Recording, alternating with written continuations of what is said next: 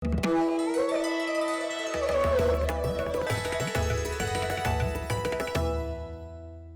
वक्त अभी चल रहा है इसमें हम देख रहे हैं एक निराशा का भाव है, तकलीफ है, चाहे वो प्रवासी मजदूर जिस तरह से निकले हैं।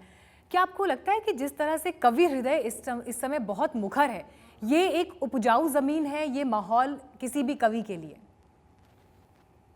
मिलाएंगे, 3 खुराक लेंगे, एक सुबह, एक दोपहर, एक शाम, और बीमारी का हुआ काम तमाम।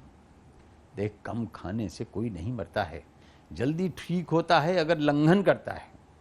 दादी को मत बताना, मेरे लिए रात में जो खाना आए तुम भी मेरे साथ खाना। फिर जी हुआ एक दिन का टोटल लॉकडाउन, देश भर के बंद, सारे गांव, सारे कस्बे, सारे टाउन, निर्जनता का अभूतपूर्व नजारा। हमें पहचान में नहीं आ रहा था देश हमारा, पूरा भारत वर्ष बंद, खुंदक में नहीं हुजूर, सहर्ष बंद, मेले बंद, मॉल बंद, धरने हड़ताल बंद, दंगे बंद, दारू बंद, मियाँ मेहरारू बंद, रेल बस जहाज बंद, सारे कामकाज बंद, गुटका तांबूल बंद, सड़क स्कूल बंद, मंदिर दरगाह बंद, मस्जिद में पनाह बंद, चर्च गुरुद्वारे बंद।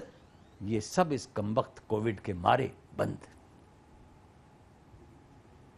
सूनी सड़कें, सूने गलियारे, सूने मोड़, कहाँ गायब हो गए 130 करोड़। उस दिन जब शाम के 5 बजे तो कोविड योद्धाओं के सम्मान में एक साथ बजे ताली, थाली, घंटी, घंटे, घड़ियाल, शंख, मंजीरा और यहां तक कि बच्चे का झुंझुना। ऐसा कभी देखा या सुना? प्रयत्नी जी को लंघन से मिली होगी ज्यादा प्रोटीन। उन्होंने स्टूल पर चढ़कर ऐसी बजाई टीन कि पुराने पलस्तर के साथ पुराना दमा भी उखड़ा। खांसते खांसते लाल हो गया मुखड़ा, आंखें चौड़ी हुई, शरीर ऐंठ गया। सामने से आवाज आई, अरे देखो बुढ़ा बैठ गया। ये थी सरासर बेहूदगी। अचानक छत पर ठंड लगी तो आई दनादन छींके। मोहल्ला हैरान था, पर उनके तीनों संस उन पर झींके। आज ही अपनी सारी ताकत दिखानी थी, हम सबके सामने छत पर ही अपनी बेइज्जती करानी थी। बिहेव योरसेल्फ पापा, आपको दिखाई नहीं देता अपना बड़ापा। बच्चों के बस में थी दया रानी, छिपाती रहीं अपनी आंखों का पानी। निकटवर्ती छतों पर निस्तब्धता छाई, किसी एक छत से आवाज आई, दादी बंद करो रोना, लगता है आपकी छत के जरिए मोहल्ले में आ चुका है कोरोना। अरे किसकी नजर लगी, कौन ऐसे छल गया? पड़ोस की छोड़िए, परिवार का व्यवहार एक पल में बदल गया। वे सोचते थे कि पिता हैं, परिवार में सबसे बड़े हैं, लेकिन अब देखा कि स्वयं ठगे से खड़े हैं। उनकी प्राण प्यारी दया रानी के प्राण भी अब श्यामलाल में नहीं, बल्कि औलाद, औलाद की औलाद और औलाद की औलाद की औलाद में पड़े हैं। उन्होंने जीवन भर किसके लिए कमाया? अपनी संस्कृति के लिए। अपनी संस्कृति के लिए वे जाने किस किस से लड़े हैं। इसके लिए क्या कभी किसी ने तमगे जड़े हैं? फिर खुद से बोले, अब छोड़ो भी श्याम लला, बच्चों से कोई लड़ता है भला?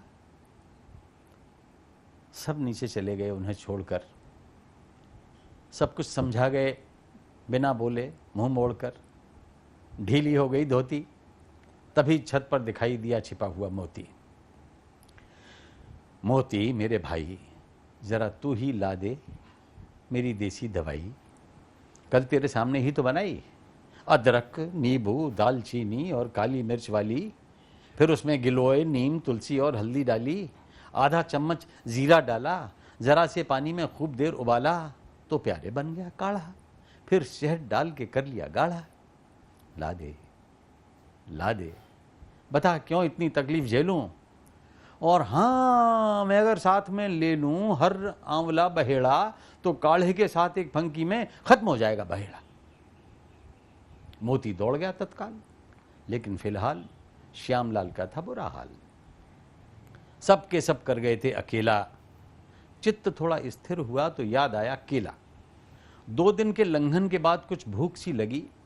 नीचे जाने की मीनाक्षी हिम्मत सी जगी। बैठ बैठ कर पार किया सीढ़ियों को, लेकिन हरगिज नहीं कोसा अपनी पीढ़ियों को। इस बीच उनकी चारपाई लग चुकी थी पिछवाड़े के टप्पर वाले दालान में। बड़ा दम था छोटे बेटे के ऐलान में।